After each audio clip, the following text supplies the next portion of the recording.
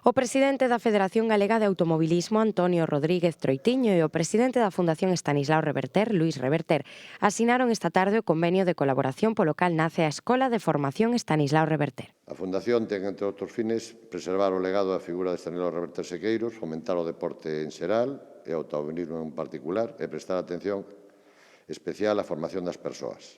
Estanislao foi, sin ningunha dúbida, o pioneiro do automobilismo galego. Foi o primeiro piloto que saiu de Galicia para competir por España e por Europa, o inventor das notas piloto-copiloto e o primeiro galego que en 1958 gañou un rally do Campeonato de España. Esta escola agrupará todas as accións formativas da FGA de cara a mellorar a profesionalizar este deporte na autonomía, o cal conta con máis de 2.800 federados. Durante este primeiro ano de mandato, a Federación Galega de Automobilismo fixo varias accións formativas e creouse o ciclo de charlas FGA nas aulas, polo que xa pasaron máis de 700 alumnos de toda Galicia entre as actividades en centros de ensino de primaria e formación profesional.